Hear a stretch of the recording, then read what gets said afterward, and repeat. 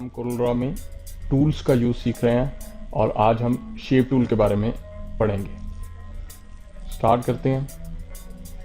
Coral में shape tool tool box में second number पर मौजूद है, जिसकी शॉर्टकट की F10 है और अपने कीबोर्ड से आप F10 प्रेस करके भी इस टूल को सिलेक्ट कर सकते हैं।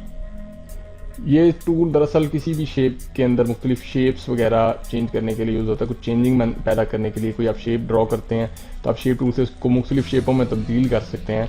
उसके अलावा आप उस शेप को कर्व में तब्दील करके उसको किसी भी एंगल पर घुमा सकते हैं, उसकी किसी भी किस्म की शेप बना सकते हैं। तो हमारे अक्सर लोगो वगैरह की वर्किंग में और आगे प्रोजेक्ट्स वगैरह में ये शेप टूल का बहुत ज़्यादा इस्तेमाल रहेगा। तो इसको सीखना समझना बहुत ज़रूरी है। तो आप इसको बड़े ध्यान से देखें, ध्यान से समझें और अपनी वीडियो देखते हुए स्क्रीन को फुल स्क्रीन कर लें। यहाँ पे हमने रेक्टेंगल को ड्रॉ कर लिया है, ठीक है। और अब आप यहाँ देखें कि ये जो हैंडल्स नज़र आ रहे हैं इनके बारे में हम पहले देख चुके हैं। इनके नीचे एक छोटा सा बॉक्स आ रहे हैं चारों कोनों पे। जब आप उसके ऊपर माउस लेके जाते हैं तो नोड लिखा हुआ भी आता है, ठीक है। अब हम शेप टूल को सिलेक्ट करेंगे तो वही नोड रह जाएंगे, बाकी सब कुछ खत्म हो जाएगा। अब आप इस नोड के जरिए इसको कोई भी शेप में तब्दील कर सकते हैं। देखिए मैंने इस पर क्लिक किया है, क्लिक को दबाए दबाए नीचे मैंने खींचा है तो देखें इसके अंदर कैसी शेप आ गई। ये रेक्टेंगल से जो है वो सर्कल में तब्दील हो गया। मैं इसको सेलेक्ट करके और नीचे खींच रहा हूँ। अब ये राउंडेड है रेक्टेंगल, बिल्कुल नीचे खींच लें, बिल्कुल अपनी असली हालत में आ जाएगा।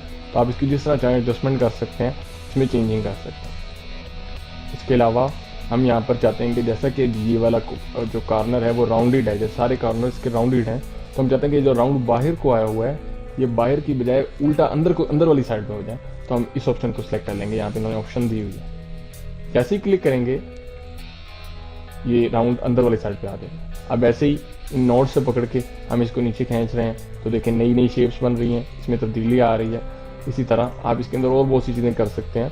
तो इंशाल्लाह इसका आपका साथ साथ कॉन्सेप्ट क्लियर होता जाएगा। उसके अलावा यहाँ पे थर्ड उन्होंने ऑप्शन दी हुई है, ये बिल्कुल सीधा इफेक्ट आने लग गया सामने। तो ये आप इसके अंदर कुछ शेप टूल से चेंजिंग्स कर सकते हैं। इसी तरह यहाँ पर हम इसको कन्वर्ट टू कर्व करते हैं। Ctrl+Q शॉर्टकट की है, ये कन्वर्ट टू कर्व की ऑप्शन है। जब आप इस पर क्लिक करेंगे तो ये सारे नोड्स स्काई ब्लू कलर के हो जाएंगे। अब आप इन नोड्स को इन कर्व की हालत में आने के बाद आप इसको शेप टूल की मदद से मुकम्मल तौर पर हैंडल कर सकते हैं और आप इसको किसी भी एंगल पर ड्रैग कर सकते हैं, काफ़ी शेप्स बना सकते हैं और इन नोड्स पर वर्किंग वगैरह ये सब कुछ कर सकते हैं। इंशाल्लाह हम आगे भी इसके बारे में तफसील से देखेंगे। मैं इस पर यहाँ पे क्लिक करके इसको खींचता हूँ। देखें किस एंगल पे खींच लें, कोई मसला नहीं है, बिल्कुल फ्री हैंड टूल बन चुका है।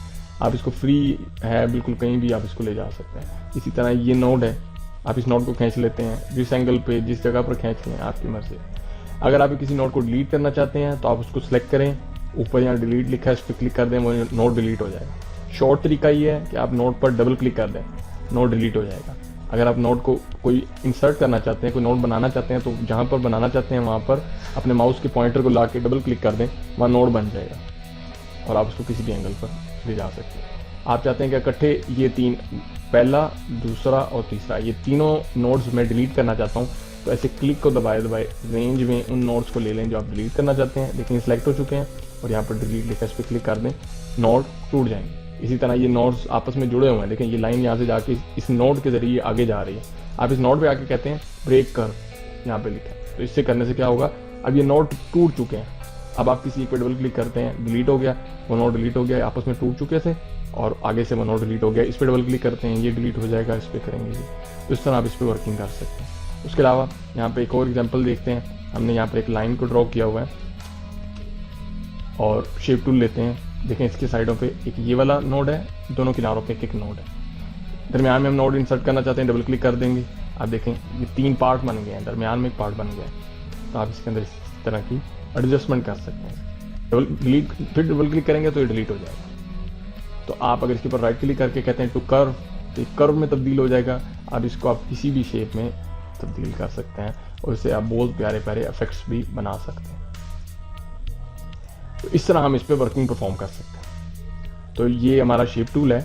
इसके अंदर हम एक ये रेक्टेंगल ये सर्कल ले लेते हैं। अब देखें सर्कल के तो किनारे कोई है नहीं, इसके अंदर नोड नहीं है, पर एक नोड यहाँ पर होता है। अब आप अगर इस नोड को पकड़ के यहाँ पर लाते हैं तो देखें ये भी अलग अलग शेप्स बनाने लग गया है, उसके अंदर तब्दीली करने लग गया है। तो इंशाल्लाह इसके बारे में हम जब सर्कल्स वगैरह के पढ़ेंगे तो फिर एक दफ़ा इसका जो है ना, इसके यूज़ से हमारा और कॉन्सेप्ट क्लियर हो जाएगा।